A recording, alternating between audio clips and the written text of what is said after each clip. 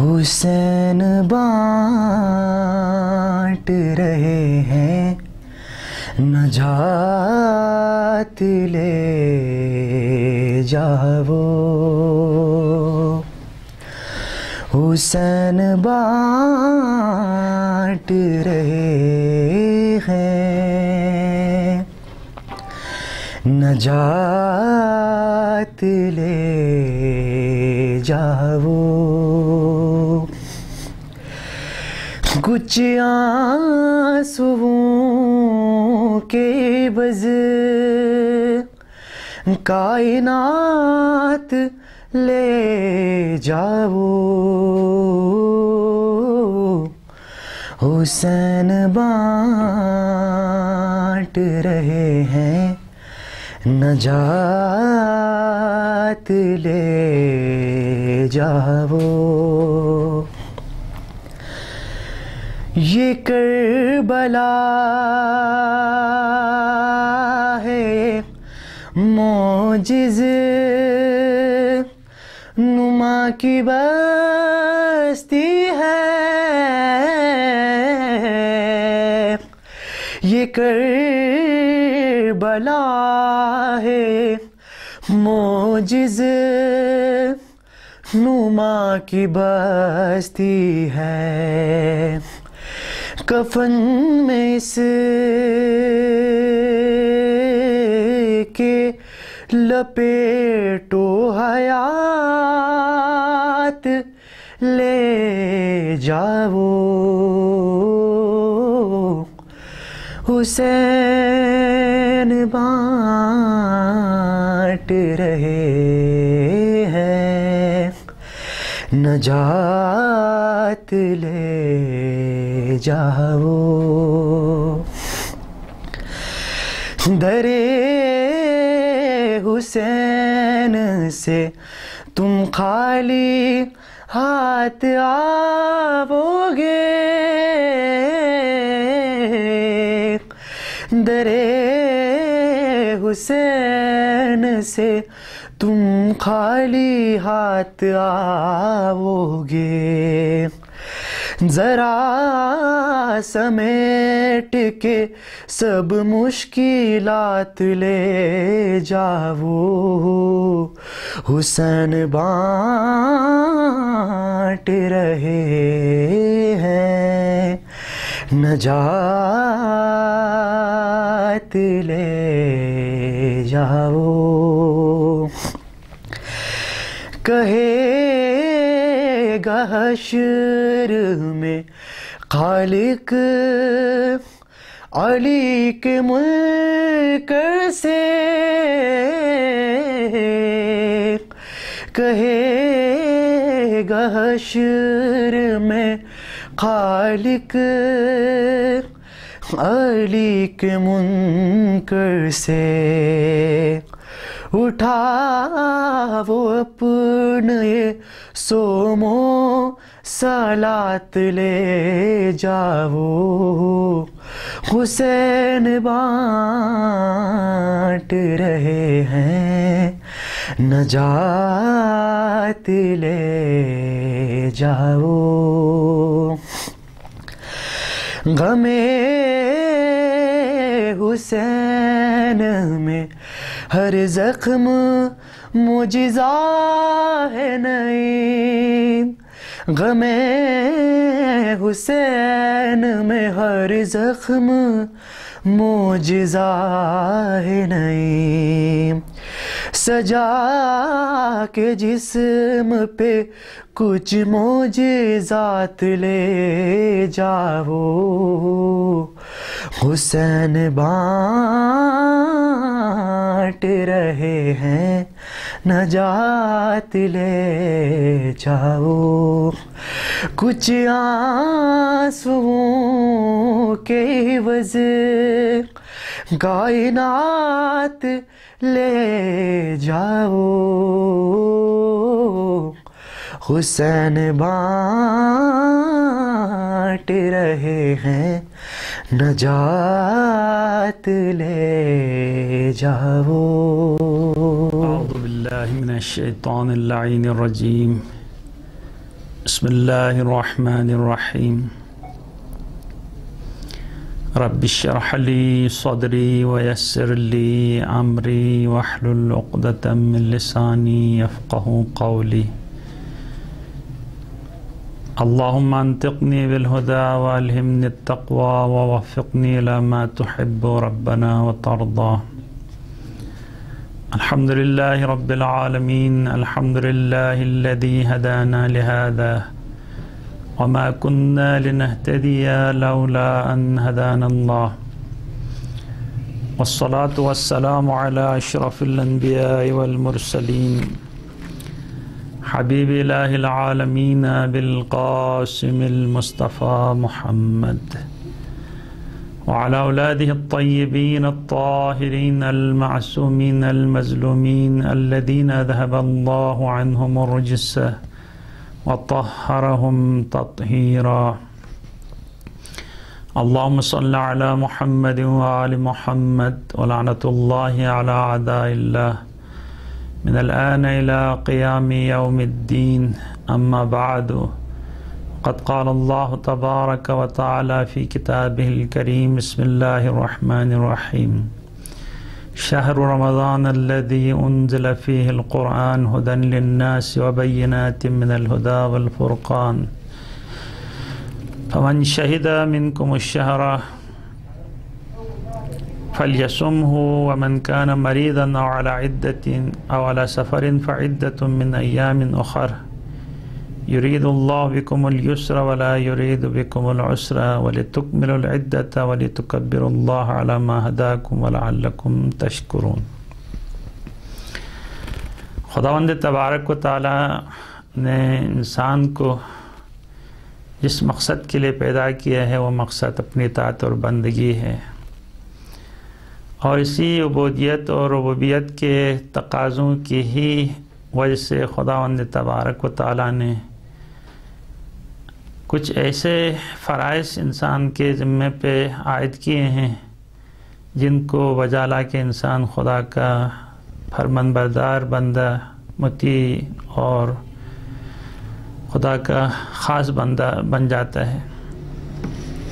انسان کی تخلیق اسی بنیاد پہ ہوئی ہے. کئی اغراض و مقاصد ہیں خدا کے اس دنیا میں بندوں کو وجود میں لانے کے لیے.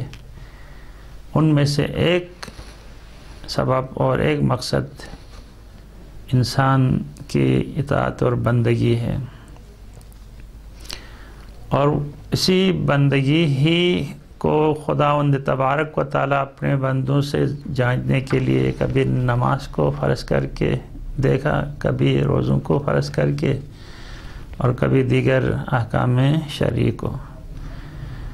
تو ان واجبات میں سے جو خداوند تبارک و تعالیٰ کی طرف سے فرض کیے گئے ان میں سے ایک روزہ جو ارکان دین میں سے ہے، جس کی اہمیت شریعت میں بہت زیادہ ہے، وہ ہے روزہ. اگر کوئی بندہ اس روزے کا انکار کر لے، نہیں کوئی روزہ واجب نہیں ہے، تو وہ دائرہ اسلام سے خارج ہو جاتا ہے. جس طرح نماز کے انکار کرنے سے انسان دائرے ایمان اور اسلام سے خارج ہو جاتا ہے، زکوٰۃ کے انکار کرنے سے، اسی طرح روزوں کے بھی انکار کرنے سے انسان دائرے اسلام سے خارج ہو جاتا ہے. تو اہمیت اس کی اتنی ہے کہ اسلام کی بنیادی ارکان میں سے روزہ ہے کہ کوئی مسلمان ہو ہی نہیں سکتا ہے جو ماہ رمضان کے روزوں کے وجوب اور فرض کا منکر ہو.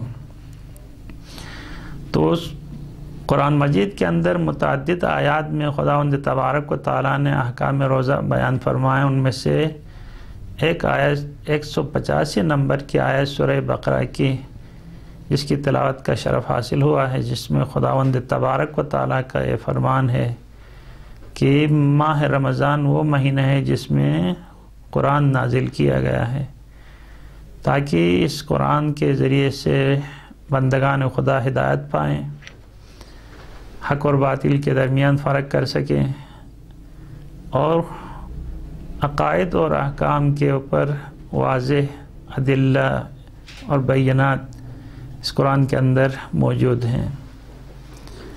اب جب خداوند تبارک و تعالی نے اسی مقصد کے تحت قرآن نازل کیا تو پھر یہ فرماتا ہے کہ آپ میں سے جو بھی ماہ رمضان میں اپنے گھر پہ موجود ہوں، بیمار نہ ہوں، تو اس کو چاہے کہ اس ماہ رمضان میں روزہ رکھیں، اور جو بیمار ہو یا سفر میں ہو تو پھر وہ روزوں کو قصر کر لے گا، لیکن اس کی عدت، اس کی مدت اور جتنے دن رہ گئے ہیں اس کی گنتی کو مکمل کرے گا دوسرے دنوں میں، جب وہ شفا یاب ہوگا، صحت مند ہوگا، اور جب وہ عذر برطرف ہوگا۔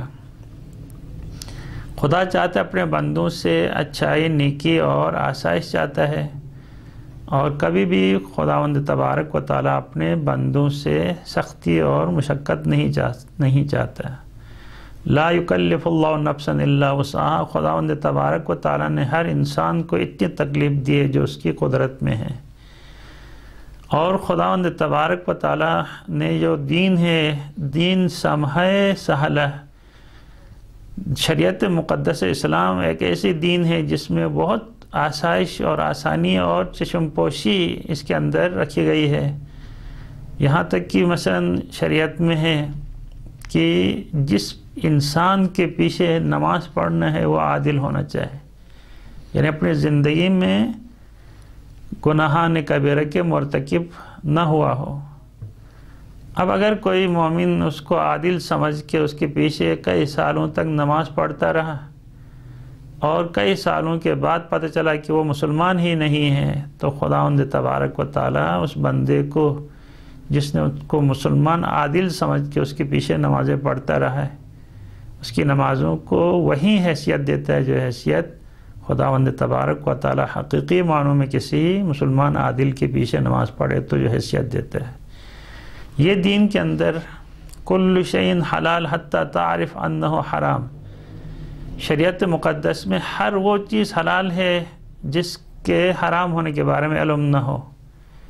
اسی طرح شریعت میں اور اصول ہیں، کل شیء طاہر حتی تعلم انہ قذر، ہر چیز پاک سمجھی گئی ہے اسلام کے اندر سوائے ان چیزوں کے جس کو شریعت نے نجس قرار دیا اور انسان کو معلوم ہو کہ یہ چیز نجس ہے۔ تو یہ اسلام کی آسانی اور آسائش سے تاکہ ہر انسان اسلام کے اوپر عمل کر سکے، کیونکہ دین اسلام بہت ہی آسائش ہے۔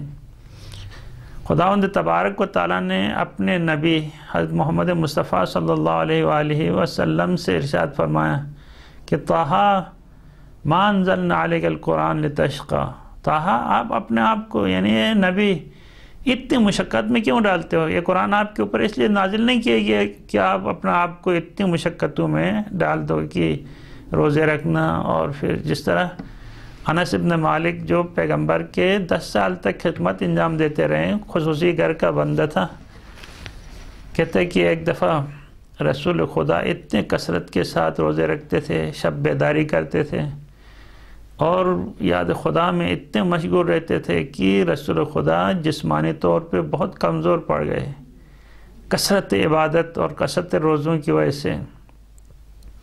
صحابہ نے بھی عرض کیا، اور صحابہ کو بھی یہ تشویش ہوئی کہ رسول خدا اتنی شدت کے ساتھ عبادت خدا میں مشغول ہیں، جس کے بارے میں خود خدا کہے طٰہٰ ما انزلنا علیک القرآن لتشقیٰ، طٰہٰ آپ کے اوپر جو قرآن نازل کیا گیا اس لیے نہیں کہ آپ اپنے آپ کو مشقت میں ڈال دو۔ تو انس بن مالک کہتے ہیں میں نے کہا یا رسول اللہ کہ خداوند تبارک و تعالیٰ نے آپ کے اگلے پچھلے تمام تر جتنی بھی ترک اولا ہیں، لغزشات ہیں، نعوذ باللہ من ذالک، ما تقدم و ما تأخر، جو کچھ آپ سے ہوا ہے خدا نے عفو درگزر کرنے کا وعدہ دیا ہے، اور خداوند تبارک و تعالیٰ نے آپ کو ایک عظیم خدمت کے لیے، عظیم کام لینے کے لیے اس دنیا میں آپ کے اوپر ایک اتنی بڑی رسالت کی ذمہ داری ڈال دی ہے، آپ کو خاتم النبیین بنائے ہیں، تو اس کے باوجود آپ کیوں اتنے پریشان ہیں اور کتنا اپنا آپ کو اتنے زحمت میں ڈال دیتے ہیں؟ تو رسول خدا نے فرمایا کہ یہ سب کچھ ہے، میں اپنا آپ کو مشقت میں اس لیے نہیں کہ کل خدا مجھے عذاب دے گا یا میں خدا کی اس عذاب کے خوف سے، بلکہ افلا ان اکون عبدا شکورا، آیا میں خدا کا شکر گزار بندہ نہ بن جاؤں؟ میں نے یہ جو کر رہا ہوں یہ خدا کی شکرانے کے لیے کرتا ہوں، کیونکہ خدا نے مجھے نوازا ہے، اتنی نعمتیں دی ہیں، یہ سب کچھ خدا کے احسانات میرے اوپر ہیں، اور میں خدا کا شکر گزار بندہ کیسے بنوں؟ جب خدا میرے ساتھ ایسا معاملہ کرتا ہے تو میں اپنے رب کے لیے اتنا بھی نہ کروں؟ تو یہ عبودیت اور ربوبیت کا تقاضا ہے۔ جب محسن ایسا ہے جو خود کہتے ہیں حل جزاء الاحسان الا الاحسان، میرے بندے جب اطاعت اور بندگی کرتے ہیں تو اللہ اپنے آپ کے اوپر احسان سمجھتا ہے اپنے بندوں کی اطاعت کو، اور پھر کہتا ہے اس کے لیے میں نے جنت، حور و قصور اور غلمان، یہ ساری چیزیں میں نے اپنے بندوں کے لیے صرف اس لیے دیا ہے کہ حل جزاء الاحسان الا الاحسان، احسان کا جزا احسان ہی ہو سکتا ہے۔ تو خداوند تبارک و تعالیٰ نے جب انسان کو اتنی ساری نعمتوں کے ساتھ دنیا میں بھیجا ہے، اب انسان ہر جگہ پہ دیکھے، جو بھی فیض کہیں سے اس کو ملتا ہے، جو بھی اس کی کوئی حاجت پوری ہوتی ہے، جب بھی اس کی کوئی آسائش اس سے میسر آتی ہے، تو اس کے پیچھے حقیقی معنوں پہ خدا کی وہی کرامت کار فرما ہے۔ خدا نہ چاہے تو ایک پتہ بھی نہیں ہل سکتا ہے۔ تو اب ایسے میں آیا بندہ کیا کرے ایسے رب کی؟ اور یہ جو خدا کی اطاعت اور بندگی کے واجب ہونے کی وجوہات اور ادلہ میں سے ایک دلیل بھی یہی ہے، شکر منعم واجب ہے، اور شکر منعم جب کوئی کسی کو نعمت دے دیتا ہے تو عقل کہتی ہے اس کی شکر، اس کا احترام کرنا واجب ہے۔ تو خداوند تبارک و تعالیٰ جب انسان کو اس طریقے سے نوازتا ہے تو یقیناً اس کے بندوں کو چاہیے کہ اپنے اس رب کی اسی طرح اطاعت کریں کہ جو رب اس سے راضی اور خوشنود ہو جائے۔ اب انسان خداوند تبارک و تعالیٰ کی کیسی عبادت بجا لائے؟ تو ایسی عبادت بجا لائے، ہمیشہ اسی طرح ہوتا ہے کہ جیسا رب ہے اس رب کے شائن شان میں اپنی حیثیت کے مطابق نہیں، میں اپنے خیال میں عبادت نہ سمجھوں، ایسی عبادت بجا لاؤں جو عبادت میرا رب چاہتا ہے کہ ایسی عبادت بجا لاؤں۔ کیسے نماز پڑھوں؟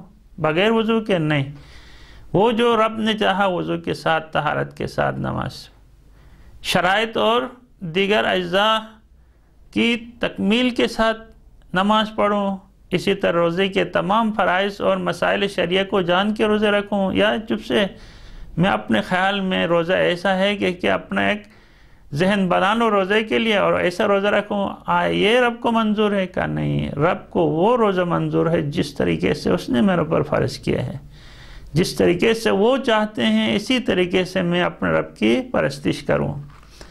تو اب رسول مکرم اسلام فرماتے ہیں کہ افضل الناس من عشق العبادہ فعانقہا، لوگوں میں سے افضل انسان وہ ہے جو عبادت سے عشق و محبت کرے، فعانقہا، اور عبادت کو اپنے گلے سے لگائے۔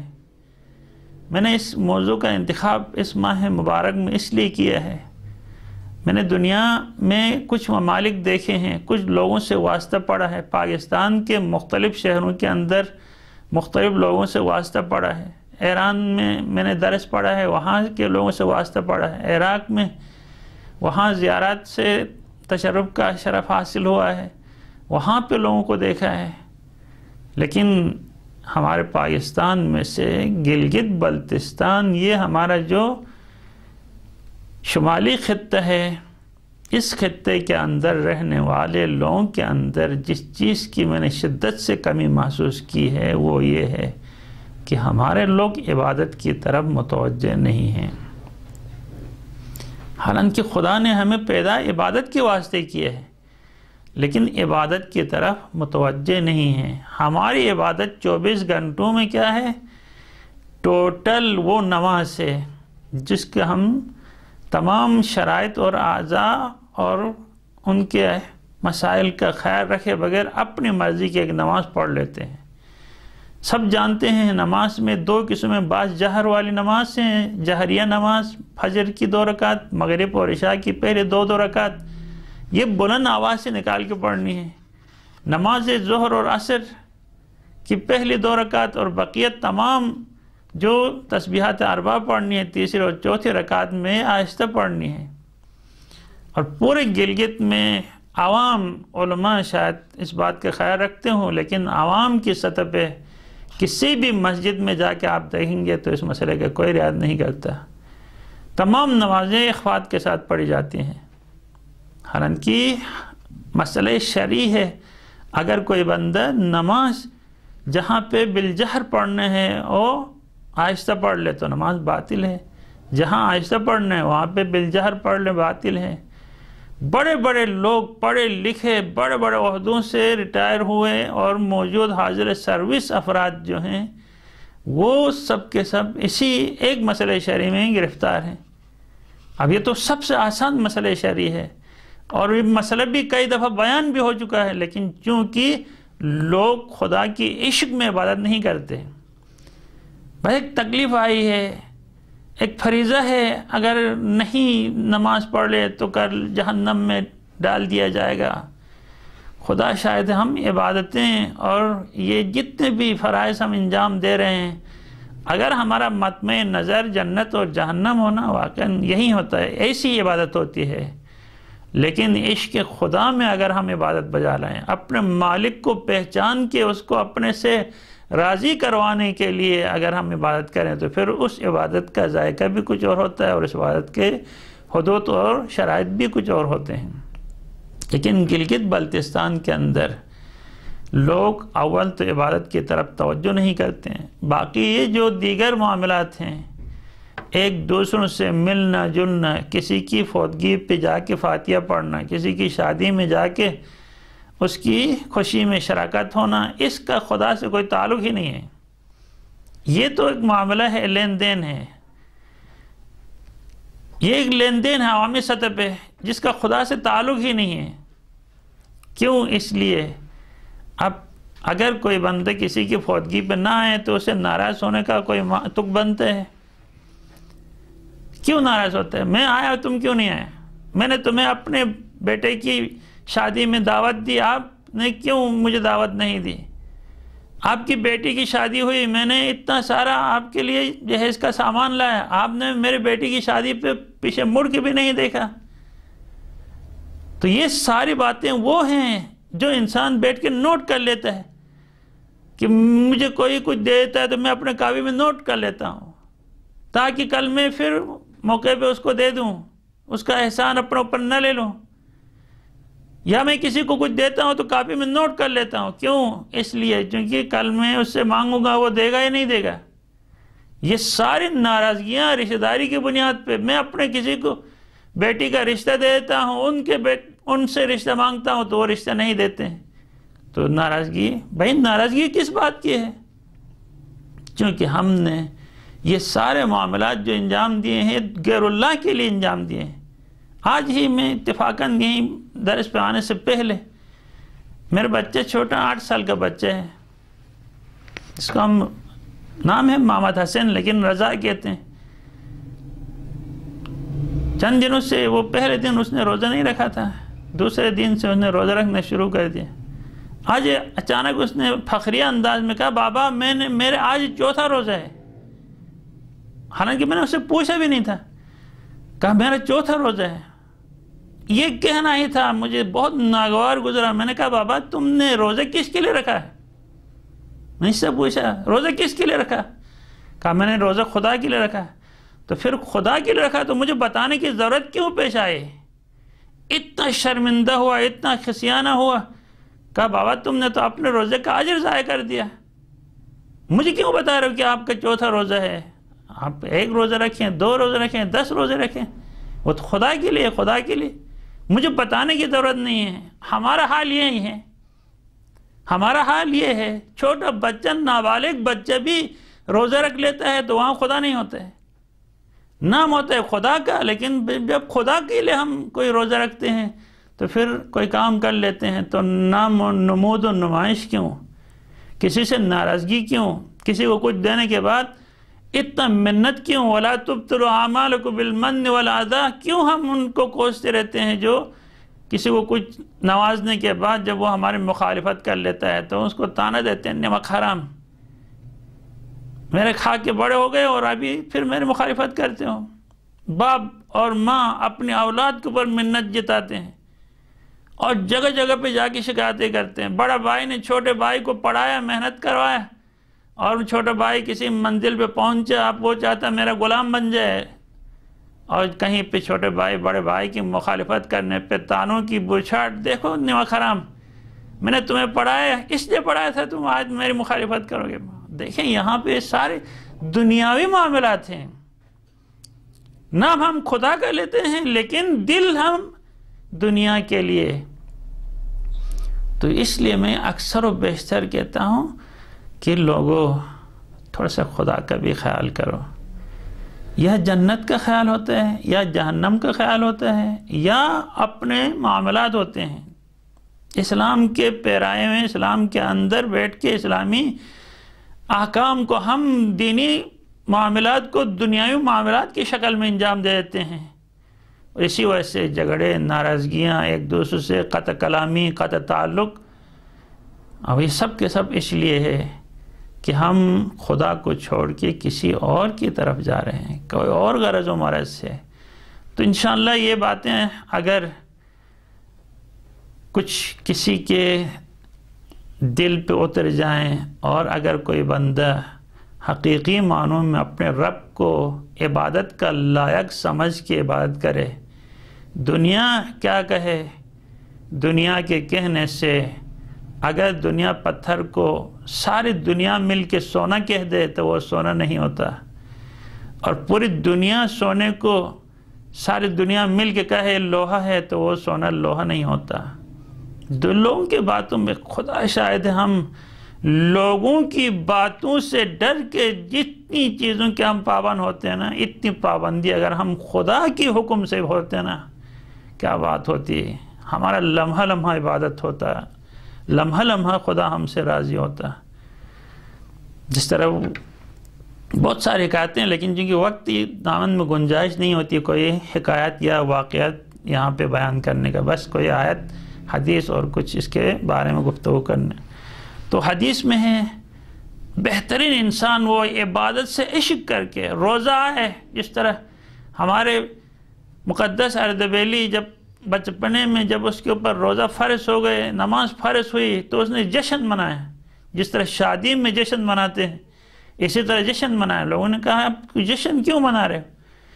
کہا خدا نے مجھے قبول کیا ہے، اب میں جو اس کے ساتھ بیٹھ کے عبادت کروں، اس کو اپنے اعمال خدا کے سامنے پیش کر سکوں، یہ میں لائق بن چکا ہوں اب اس وقت کہ میں خدا کی طرف سے تکالیف میرے اوپر آ جائیں، میں اس لائق ہوں۔ جشن تکلیف، یہ آج کل ہمارے بچے جشن تکلیف مناتے ہیں، وہ اس عالم دین کا جس نے اپنی پوری زندگی میں کبھی پاؤں پھیلا کے نہیں سوئے خدا کے احترام میں، کربلا میں رہائش پذیر تھے، اگر اسے رفع حاجت کی ضرورت پیش آتی تھی تو کربلا کی مقدس سرزمین سے 2 کلومیٹر باہر جا کے رفع حاجت کر کے آتے تھے۔ جب اس کا وقت احضار آیا، آخری وقت میں شریعت کا حکم یہ ہے جب آپ کسی ایسے شخص کے پاس موجود ہوں جو آخری حالت میں آخری سانسیں لے رہا ہے تو آپ کے اوپر کچھ ذمہ داریاں عائد ہوتی ہیں، ان ذمہ داریوں میں سے ایک ذمہ داری یہ ہے کہ اس کو قبلہ رخ کر کے اس کے ہاتھ پیر سیدھے کریں، اس کے منہ بند کر دیں، اس کے آنکھ بند کر دیں۔ اب جب یہ مقدس اردبیلی کے وقت آخر آیا تو اس کے آس پاس بیٹھے ہوئے لوگوں نے اس کی ٹانگیں کھینچ کے سیدھی کرنا چاہا تو وہ ٹانگیں سمیٹ لیتے ہیں، پھر وہ ٹانگیں سیدھی کر لیتے ہیں تو پھر وہ واپس سمیٹ لیتا ہے، آخر اسی طرح کھینچا تعلیم میں کہتا ہے کیا ہوا تم لوگوں کو؟ میں نے اپنی پوری زندگی میں خدا کے سامنے پاؤں پھیلا کے نہیں بیٹھا ہے، ٹانگیں پھیلا کے نہیں سویا خدا کے سامنے، اس کی عظمت کے سامنے۔ اب جب میں خدا کے پاس ملاقات کے لیے جا رہا ہوں تو ٹانگیں پھیلا کے جاؤں؟ یہ کیا کر رہے ہو، چھوڑو مجھے اسی حال میں جانے دو۔ ٹانگیں سمیٹ کے اس کی روح پرواز ہوئی۔ یہ اسی طریقے سے ایک خاتون گزری ہیں، نفیسہ، بی بی نفیسہ، سیدہ نفیسہ۔ یہ اس وقت بھی مصر میں اس کا روزہ ہے اور خاص و عام کی زیارت گاہ بنی ہوئی ہے، امام حسن مجتبیٰ علیہ السلام کی نسل میں سے۔ اس نے خدا کی عبادت اس طریقے سے کی کہ اس نے اپنے گھر میں ایک قبر کھودی تھی، اس قبر کے اندر بیٹھ کے عبادت کرتی تھی۔ 6,000 مرتبہ اس نے قرآن ختم کیا، 6,000 مرتبہ۔ 30 سال روزہ رکھا ہے، 30 سال مستحب مسلسل روزہ۔ اور جب آخر وقت میں جب اس کا وقت احتضار آیا تو روزے سے تھی۔ آس پاس کے رشتہ داروں نے کہا اب جب آپ جا رہی ہیں تو خشک گلے کے ساتھ کیوں جا رہے ہیں، تھوڑا سا پانی پی کے جائیں، تھوڑا سا کھانا کھا کے جائیں۔ تو کیا کہتی ہے، جس لہجے کے لیے 30 سال روزہ رکھا ہے کہ میں بھوکے اور خالی پیٹ اپنے رب سے ملاقات کروں، اس نیت سے 30 سال میں نے روزے رکھے ہیں، اور اب جب خدا سے ملاقات کا وقت آتا ہے تو آپ مجھے کہتے ہیں پانی پیو۔ یہ ہوتی ہے خدا کی عشق کے ساتھ عبادت، یہ ہوتی ہے عشق کے ساتھ عبادت خداوند تبارک و تعالیٰ کی۔ تو عبادت کے ساتھ عشق، روزہ آئے افسوس ہیلے بہانے، نماز آئے افسوس ہیلے بہانے، ایسے ٹانگیں توڑ کے نمازیں پڑھی جاتی ہیں، جلد بازی میں 2 منٹ میں پڑھ کے آیا۔ بھائی 2 منٹ کیوں؟ جتنی دیر زیادہ آپ ایک معزز مکرم شخص کے سامنے جاتے ہیں تو آپ کا دل کرتا ہے وہ زیادہ سے زیادہ ٹائم آپ کو دے دے۔ اور خداوند تبارک و تعالیٰ نے اپنے بندوں کے اوپر یہ منت کیا ہے، چاہا ہے کہ میرے بندے نماز میں میرے ساتھ ہم کلام ہوں، اور میرے بندے جب چاہتے ہیں میں اپنے بندوں سے ہم کلام ہوں تو وہ قرآن کی تلاوت کریں۔ اور نماز میں بندہ اپنے رب کے ساتھ ہم کلام ہوتا ہے، اور اسی دوران انسان جو ہے اتنی جلدی میں نماز پڑھتا ہے اور اپنے رب کو چھوڑ کے ادھر ادھر۔ یہ صرف اور صرف عبادت سے عشق نہ ہونے کی وجہ سے۔ ہائے رمضان کی آج 5 تاریخ 6 تاریخ ہو گئی، کب رمضان نکلے گا، کب رمضان؟ اتنا بت انسان کے پاس سوار ہوتا ہے عید کی تمنا میں، تڑپ میں۔ بھائی ایک ہی وقت کی تو روٹی آپ ترک کر چکے، اس کی عوض میں تو آپ افطاری میں اتنے انواع و اقسام کے کھانے کھا رہے ہیں، سحری میں انواع و اقسام کی مقوی اور طاقتور غذائیں استعمال میں کر رہے ہیں، دن میں تمہیں بھوک بھی نہیں لگتی ہے، لیکن چونکہ کھانے کا نشہ ہے، بس اسی نشے سے انسان مجبور ہوتا ہے۔ اور جس کا اجر و ثواب ہم نے سنا کہ روزے سے خداوند تبارک و تعالیٰ اپنے بندے کو کتنا نوازتا ہے، لیکن یہ چونکہ عبادت سے عشق نہیں ہے، اس وجہ سے یہ سب کچھ ہوتا ہے۔ تو خدا کے رسول نے کہا کہ خدا اس بندے کو سب سے زیادہ پسند کرتا ہے جو بندہ عبادت کے ساتھ عشق کرتا ہے، اپنے گلے لگاتا ہے عبادت کو، وَحَبَّهَا بِقَلْبِهِ، اپنے دل سے اس عبادت کو چاہتا ہے، نماز کو دل سے چاہ کے، روزے کو دل سے چاہ کے، قرآن کی تلاوت کو دل سے، ذکر و فکر کو دل سے چاہ کے، کوئی مجبوری کسی کی طرف سے نہیں۔ وَبَاشَرَهَا بِجَسَدِهِ، انسان اپنے جسم کے ساتھ عبادت میں اپنا آپ کو مشغول کر دیتا ہے، وَتَفَرَّغَ لَهَا، اور اپنے آپ کو عبادت کے لیے ہر کام سے فارغ کر دیتا ہے، فَهُوَ لَا يُبَالِي عَلَى مَا أَصْبَحَ مِنَ الدُّنْيَا عَلَى عُسْرٍ أَمْ عَلَى يُسْرٍ۔ اور انسان جب عاشق عبادت ہوتا ہے تو اس سے کوئی پرواہ نہیں، اس کے پاس کوئی بہانہ نہیں ہوتا ہے کہ حالات اچھے ہوئیں۔ ایک بندہ ایسا تھا، میرے ایک حاجت ہے، اکثر و بیشتر ہمارے گلگت بلتستان کے لوگوں کا مزاج یہ ہے، خدا میری حاجت پوری کرے تو نماز پڑھوں گا۔ میں نے ایک حاجت طلب کیا خدا سے، وہ پوری کرے گا تو میں عبادت کروں گا، نماز پڑھوں گا، روزہ رکھوں گا، داڑھی رکھوں گا اگر میری حاجت پوری ہوگی۔ اچھا، یعنی خدا آپ کا محتاج ہے۔ آپ کا کیا احسان ہے خدا کے اوپر جو آپ اتنی مشروط کہ خدا آپ کی حاجت پوری کرے، آپ کی ضرورت پوری کرے، آپ کا خواہش پوری کرے تو آپ عبادت کریں گے. ایسا خدا کو مانتے ہو آپ، معاملہ کرتے ہو خدا کے ساتھ. آپ نے خدا کو پہچانا ہی نہیں. جب اس بندے نے جس کو میں جانتا ہوں قریب سے، میں نے کہا آپ نماز پڑھو، کہتا نہیں پڑھتا ہوں. کیوں نہیں پڑھتا ہوں؟ میں نے خدا سے ایک حاجت مانگی، وہ نہیں دیتا ہے، میں کیوں پڑھوں؟ نہیں پڑھتا ہوں. یا مثلا کوئی مصیبت و تکلیف میں پھنس جاتا ہے، کہتا بس میں نے نماز پڑھنا چھوڑ دیا، مسجد آنا چھوڑ دیا، مسجد سے میرے جوتے چوری ہو گئے. اچھا، مسجد میں خدا کے گھر میں اس لیے آپ آنا چھوڑ دیے کہ آپ کے جوتے چوری ہو گئے. کیا بات ہے، آپ کی عبادت کا کیا کہنا. کیا آپ خدا سے اتنا عشق کرتے ہیں کہ آپ کی جوتے آپ کے پاس؟ مسجد میں، جامع مسجد کے اندر 1 رکعت نماز پڑھنا تنہائی میں انفرادی 100 رکعت سے زیادہ افضل ہے.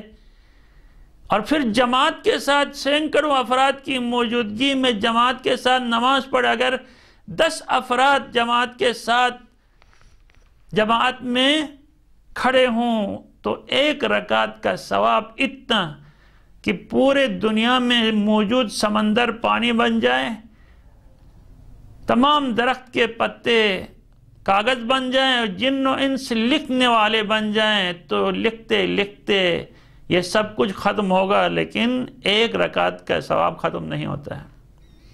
یہ اتنی فضیلت جماعت پڑھنے کی، صرف اس لیے کہ نماز پڑھانے والا ہماری پارٹی کا نہیں ہے، اس لیے کہ ہمارے جوتے چوری ہوتے ہیں، اس لیے صرف کہ نماز میں تاخیر ہوتی ہے، نماز میں خطبہ لمبا ہوتا ہے، صرف اس لیے کہ یہ آہستہ نماز پڑھاتے ہیں. اچھا، اتنے ثواب صرف اس وجہ سے. ایک کاش عبادت کے ساتھ عشق ہوتا تو وہ 2 گھنٹے کی عبادت میں کچھ نہیں پتہ چلتا. عشق نہیں ہے. ہر چیز انسان خدا کو سمجھے بغیر مجبوری کے عالم میں انسان جب کوئی کام بجا لاتا ہے تو پھر یہی ہوتا ہے اس عبادت کا حشر. کفا بالعبادت شغلہ. بھئی آپ اپنے لیے ماہ رمضان مبارک میں شغل چاہتے ہو نا، شغل چاہتے ہو، لہویات، فضول گفتگو، سیر و سپاٹے اور دیگر، کبھی کچن میں، کبھی کمرے میں، کبھی ٹی وی کے سامنے، ادھر سے ادھر، ادھر سے ادھر گھڑی دیکھنا، گھر والوں کے ساتھ لڑنا. بھائی کیا بات ہے. ایسے موقع پہ وقت افطار قریب ہو، انسان قرآن لے کے ایک کونے میں بیٹھ جائے. وقت افطار ہو، انسان مفاتیح الجناح لے کے ایک کونے میں بیٹھ جائے، دعائے اشرات پڑھے. کیا بات ہے یہ دعائے اشرات پڑھیں جس میں صرف اور صرف خدا کی حمد اور خدا کا ذکر، بس خالی خدا کا ذکر ہے، کوئی مطالبہ بھی نہیں ہے. یا خدا کا حمد ہے، یا خدا کی تسبیح ہے، یا خدا کا ذکر ہے. اگر یہ انسان دعائے اشرات پڑھ لے جو ہر جمعے کی صبح اور شام کے ٹائم گروپ سے پہلے پڑھنے کی تاکید ہے، یہ ہر ماہ رمضان کی افطاری کے دوران پڑھ سکتے ہیں. بہترین ذکر، یا ایھا الذین آمنوا اذکروا اللہ ذکرا کثیرا وسبحوہ بکرۃ واصیلا. اے صاحبان ایمان، خدا کی کثرت کے ساتھ ذکر کیا کرو، صبح شام اس کی تسبیح کیا کرو. لیکن انسان کھانے پہ اتنا تڑپتا ہے کیونکہ عبادت سے عشق نہیں. عبادت ہی بہترین شغل ہے. انسان کے پاس فرصت کہاں ہے فرصت. پہلے بھی کہا مسلمانوں، آپ کے اوپر نمازیں قضا نہیں ہیں. کیوں نہیں بیٹھ کے وقت پاس کیوں نہیں کرتے اپنے قضا نمازوں کے ذریعے سے؟ کہ جب خدا کے سامنے جاؤ گے تو کیا جواب دو گے خدا کے سامنے؟ حدیث میں ہے، کیا جواب دو گے خدا کے سامنے؟ نماز جو قبول ہو تو دیگر سارے عبادات قبول ہوتے ہیں، اگر نماز قبول نہ ہو تو کوئی عبادت قبول نہیں ہوتی. کیا جواب دو گے؟ کفا بالعبادت شغلہ والعبادہ فوز. اور انسان کی کامیابی اسی میں ہے، کیونکہ ہم اس دنیا میں مختصر وقت کے لیے آئے ہیں. ہمیں اس دنیا میں مسافروں کی طرح رہنا ہے. ہمیں جلدی جلدی یہاں سے جانا ہے اور جانے کا وقت بھی معین نہیں، کسی وقت ہی ہمارا سفر شروع ہو سکتا ہے. اب ایسے میں انسان اس دنیا کے اوپر اتنا دل لگایا ہوا ہے کہ خدا کو فراموش کرے، عبادتیں چھوڑ دیں۔ اذا احب اللہ عبدا الہمہ حسن العبادہ، اور خداوند تبارک و تعالی جب کسی بندے کو چاہتا ہے تو اس کو عبادت کا حسن عطا کرتا ہے، عبادت کا حسن، عبادت کی الہام کر لیتا ہے، پھر ایسی عبادت وہ بجا لاتا ہے جو عبادت خداوند تبارک و تعالی کے لیے محبوب ہو۔ امام صادق علیہ السلام اور خود رسول خدا کا فرمان ہے، ما تقرب متقرب بمثل عبادت اللہ، کوئی بھی میرے بندوں میں سے میرے قریب نہیں ہوا ہے جتنا عبادت کے ذریعے سے میرے قریب ہوتا ہے، قرآن پڑھ کے، روزے رکھ کے، نمازیں پڑھ کے، اور راہ خدا میں انفاق کر کے، جہاد کر کے، امر بالمعروف نہی عن منکر تبلیغ کر کے خداوند تبارک و تعالیٰ کے انسان قریب پہنچ جاتا ہے۔ اور فرماتے ہیں امام صادق علیہ السلام، کتاب توریت کے اندر لکھا ہوا فی التوراۃ مکتوب یا ابن آدم تفرغ لعبادتی، اے ابن آدم، آدم کے بچے، تم اپنے آپ کو میری عبادت کے لیے فارغ کر دو۔ املؤ قلبک غنی، میں تمہارے دل کو بھر دوں گا، غنا تونگری سے، استغنا سے بھر دوں گا۔ ولا تکلک الی طلبک، آپ کو میں اپنی محنت پہ نہیں چھوڑوں گا، آپ کے تمام تر امور کی ذمہ داری میں اپنے اوپر لوں گا۔ وَأَمْلَأُ قَلْبَكَ خَوْفًا مِنِّي، آپ کے دل کو اپنی خوف سے بھر دوں گا۔ بس یہ ایک چیز کی کمی ہے انسان کے اندر، جب اپنے رب کے لیے انسان کے دل میں خوف آ جائے، جس طرح انشاءاللہ حدیث بھی آپ کی خدمت میں بیان ہوگی کہ خف اللہ تعالی کأنک تراہ فإنک ان لم تراہ فإنہ یراک، خدا سے ایسے ڈرو جیسے خداوند تبارک و تعالی آپ کو دیکھ رہا ہے، یا آپ خدا کو دیکھ رہے ہو۔ اگر آپ خدا کو نہیں دیکھ رہے ہو تو خدا آپ کو دیکھ رہا ہے۔ ایسے خدا سے ڈرو، خلوتوں میں، جلوتوں میں۔ اور وَإِن لَا تَفَرَّغُوا لِعِبَادَتِي، اور اگر تم نے اپنی عبادت کے لیے، میری عبادت کے لیے اپنا آپ کو فارغ نہیں کر دو گے تو میں کیا کروں گا؟ املؤ قلبک شغلا بالدنیا، میں تمہارے دل کو بھر دوں گا دنیا میں مشغول رہنے کے ساتھ۔ اور ثم لا اسد فاقتک، اور آپ کے پیٹ کبھی نہیں بھرے گا، میں اس طریقے سے آپ کو دنیا میں مشغول کر دوں گا کہ تم جو ہے کبھی بھی تمہارا پیٹ نہیں بھرے گا دنیا میں، جتنا بھی پوری دنیا کے ایک نمبر کا مالدار بن جاؤ پھر بھی تمہاری تشنگی پوری نہیں ہوگی۔ وَأَكِلُكَ إِلَىٰ طَلَبِكَ، تو میں تمہارے ہاتھ پہ چھوڑ دوں گا، تمہارے اندر اتنی دولت ہونے کے باوجود تونگری نہیں آئے گی، تمہیں سکون میسر نہیں ہوگا۔ اب خدا نے کتنا زبردست ہمیں اپنی ارادے سے آگاہ کر دیا، میرے بندے تو اپنے آپ کو میرے لیے عبادت کے لیے فارغ کر دے، تیری تمام تر امورات زندگی میں اپنے ہاتھ پہ لیتا ہوں۔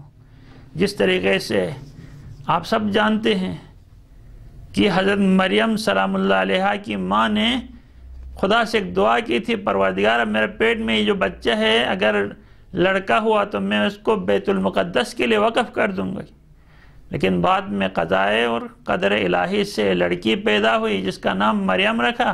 کہا پروردگار میں نے تو نظر کیا تھا لڑکا ہو تو مسجد کے لیے وقف کر دوں، اب لڑکی کو کیسے میں مسجد میں بیچ دوں؟ خلاصہ لڑکی تھی ایسی جو پیدا ہی اسی لیے ہوئی تھی کہ ماں کے دل میں خدا کی عشق و محبت تھی۔ کہا میں اپنی بچی کو، اپنے بیٹے کو مسجد کا خادم بناؤں گا، مسجد کا اندر عبادت کرنے والا بنے گا۔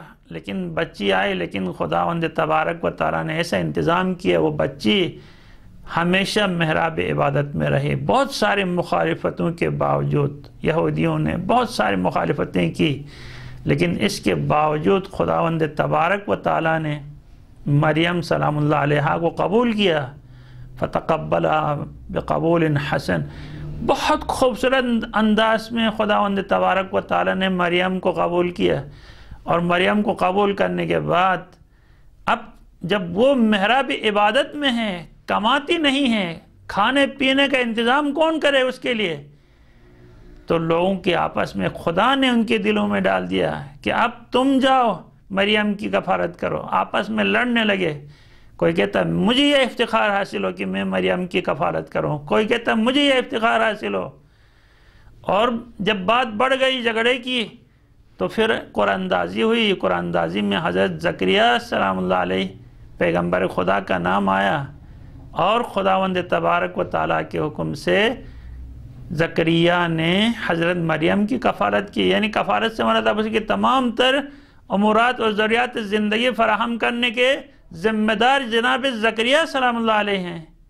لیکن قرآن مجید کی سورہ آل عمران کے اندر 37ویں آیت کے اندر خدا فرماتا ہے وَكَفَّلَهَا زَكَرِيَّا، حضرت مریم کی کفالت زکریا نے کی۔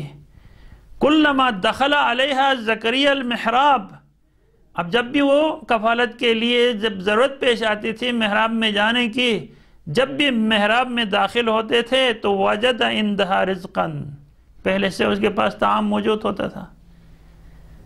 اور وہ تعجب سے، طعام لانے کی ذمہ داری تو زکریا کی ہے، یہ طعام کہاں سے آیا؟ یا مریم اَنَّىٰ لَكِ هَٰذَا، مریم یہ طعام آپ کے لیے کہاں سے آیا؟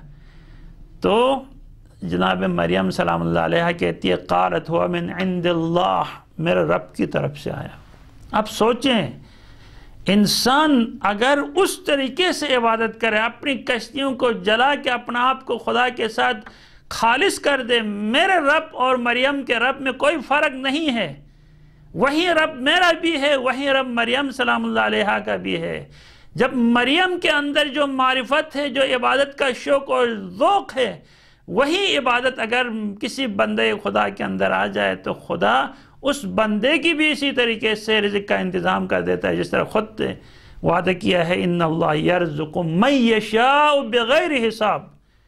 مریم سلام اللہ علیہ کا یہ قول قرآن میں نقل ہے کہ خدا جس بندے کو چاہے بلا حساب رزق دیتا ہے، بلا حساب۔ اور حدیث قرآن مجید کی آیت ہے وَمَن يَتَّقِ اللَّهَ يَجْعَلْ لَكُمْ مخرجا وَيَرْزُقْهُ مِنْ حَيْثُ لَا يَحْتَسِبْ وَمَنْ يَتَوَكَّلْ عَلَى اللَّهِ فَهُوَ حَسْبُهُ، اگر کوئی بندہ متقی پرہیزگار بن جائے، یعنی خدا کی اطاعت اور بندگی کرے، گناہ معصیت سے اپنا آپ کو بچائے، تو خدا وند تبارک و تعالی اس کو مشکلات سے نکال لیتا ہے، مشکلات سے نکال لیتا ہے۔ وَيَرْزُقْهُ مِنْ حَيْثُ لَا يَحْتَسِبْ، اور خدا وند تبارک و تعالیٰ اس کو ایک ایسی جگہ سے رزق دیتا ہے جہاں سے اس کے وہم و گمان میں نہ ہو کہ وہ رزق آ سکتا ہے۔ میں آج تمام اپنے ملت کے، تمام ملت گلگت بلتستان میں رہنے والے مسلمانوں سے کہوں گا، جس کے گھر میں فاقے ہیں، جس کی ملازمت نہیں ہے، جس میں کاروبار نہیں چلتا، یہ فقر و تنگ دستی صرف اس لیے ہے کہ ہمارے گناہ آڑے آتے ہیں رزق اور ہمارے درمیان۔ وَمَا أَصَابَكُم مِّن مُّصِيبَةٍ فَبِمَا كَسَبَتْ أَيْدِيكُم، جو مصیبتیں جس قسم کی جانی، مالی اور حیثیت آبرو میں جو بھی مصیبت انسان کے سامنے آتی ہے تو یہ انسان کے اپنے ہاتھوں کی کمائی ہے۔ مولا امیر المومنین کا فرمان ہے کہ جب بھی آپ راستے پہ چلتے چلتے ٹھوکر کھائیں گے تو سمجھ لینا کہ آپ سے کوئی غلطی سرزد ہوئی ہے جس کی وجہ سے آپ کو یہ ٹھوکر لگی ہے۔ اب یہ غربت، فقر اور تنگ دستی اپنے ہاتھوں کی کمائی ہے۔ خدا شاہد ہے، اگر انسان متقی پرہیزگار ہو تو خدا کا وعدہ ہے لو ان اہل القرى آمنوا واتقوا لفتحنا علیہم برکات من السماء والارض، اگر کسی وطن کے لوگ ایمان لانے کے بعد متقی پرہیزگار بن جائیں تو ہم آسمانی اور زمینی برکتوں کے دروازے ان کے اوپر کھول دیں گے، لیکن وہ معصیت کرتے ہیں تو معصیت کی وجہ سے اس کا رزق گھٹ جاتا ہے، انواع اقسام کی مصیبتوں سے سامنا کرنا پڑتا ہے۔ لہٰذا یہ اپنی غربت، تنگ دستی، فقر اور مشکلات اپنے ہاتھوں کی کمائی ہوئی ہیں، لہٰذا انسان متقی بن جائے۔ ان تتقوا اللہ یجعل لکم فرقانا، اگر تم متقی بن جاؤ گے تو تمہیں حق اور باطل کے درمیان فرق کرنے کی صلاحیت عطا ہوگی۔ کون سی چیز حق ہے کون سی چیز باطل ہے، کیا نام کیا کام حق ہے کیا کام باطل ہے، وہ سب کے سب آپ کے سامنے آئے گا۔ اتقوا اللہ ویعلمکم اللہ، تم متقی پرہیزگار بن جاؤ، خدا تمہیں تعلیم دے گا، تمہیں آگاہی دے گا ہر چیز سے۔ اب یہ جتنے بھی اولیاء اللہ ہیں، اب یہاں پہ جناب مریم سلام اللہ علیہا نے بتا دیا خدا دینے والا ہے، اور آپ سب جانتے ہیں زکریا علیہ السلام کی اولاد نہیں تھی۔ اسی وقت جب مریم کے سامنے خدا کی طرف سے ڈائریکٹ بھیجا ہوا رزق کی طبق دیکھ لی، اور مریم نے بتا دیا کہ یہ میرے رب کی طرف سے نہ صرف میرے ساتھ مخصوص ہے، یرزق من یشاء بغیر حساب، ہر انسان کو چاہے تو بغیر حساب کے رزق دے دیتا ہے۔ اس وقت ہنالک دعا زکریا ربہ، ہاتھوں کو فوراً جناب زکریا علیہ السلام نے دعا کے لیے بلند کیا، اور قال رب حب لی من لدنک ذریۃ طیبہ، پروردگارہ جب تو بغیر حساب کے رزق دیتا ہے تو میں تو لاولد ہوں، مجھے ایک ایسی ذریت جو پاک و پاکیزہ ہو، ایسی ذریت مجھے عطا فرما، اور انک سمیع الدعا، آپ دعا کو سننے والے ہیں۔ دیکھیں مرحلہ ایسا تھا، رزق جب ڈائریکٹ مریم سلام اللہ علیہ کے پاس پہنچا، جب جناب زکریا پیغمبر نبی ہیں، اور اس حال کو مشاہدہ کرنے کے بعد ہاتھوں کو بلند کر کے اپنی حاجت اسی وقت پیش کر دی، پروردگارہ جب تو اس طریقے سے بے تحاشا بغیر حساب کے دیتا ہے، میں تو بھی اولاد کے لیے ترستا ہوں، میری بھی تو کوئی اولاد نہیں ہے، مجھے اولاد چاہیے۔ اب یہ کہا، اور جا کے جناب زکریا علیہ السلام نہ معلوم کتنی مدت گزری ہوگی۔ یہ آیت کا مفہوم اور مضمون ایسا ہے، فا کے ذریعے سے خداوند تبارک و تعالیٰ بتلا رہا ہے، فنادتہ الملائکہ، فوراً ملائکہ نے اسے پکارا، وَهُوَ قَائِمٌ يُصَلِّ فِي الْمِحْرَابِ، جبکہ جناب زکریا علیہ السلام محراب میں نماز پڑھنے کے لیے کھڑے ہوئے تھے۔ کیا پکارا فرشتوں نے؟ ان اللہ یبشرک بیحییٰ، خدا نے آپ کو یحییٰ کے ذریعے سے بشارت دی ہے۔ دیکھیں ادھر سے دعا کرتے ہیں، ادھر سے محراب عبادت میں چلے جاتے ہیں، اور ادھر سے فرشتوں کا پیغام لے کے آتے ہیں، فرشتے خدا کا پیغام لے کے، ان اللہ یبشرک، خدا تمہیں بشارت دیتا ہے یحییٰ کے بارے میں، اور مصدقاً بکلمۃ، وہ یحییٰ جو آنے والے میرے روح اللہ حضرت عیسیٰ علیہ السلام کی تصدیق کرنے والے ہیں، وسیداً وحصورا، اور یہ سردار ہوں گے اور حصور ہوں گے، خواہشات نفسانی پہ مکمل پاؤں رکھنے والے، اپنے خواہشات پہ کنٹرول کرنے والا شخص کو حصور کہا جاتا ہے۔ اپنے آپ کو لذائذ دنیا، کاش میرے پاس وقت ہوتا تو جناب یحییٰ علیہ السلام کی وہ خوف خدا اور اس کی عبادت کا انداز، اس کی گریہ اور زاری مشہور ہے، اس کی شہادت بھی مشہور ہے، وہ بیان کرتا۔ وَنَبِيًّا، یہ سید بھی ہیں، سردار بھی ہیں، اور خواہشات نفسانی سے بالاتر ہیں، اور پھر نبی بھی ہیں، اور من الصالحین، صالح بندوں میں سے بھی ہیں۔ اب جناب زکریا علیہ السلام اس بڑھاپے میں جب خدا کی طرف سے یہ بشارت آئی کہ یحییٰ مجھے ملنے والا ہے، ایسا فرزند ہے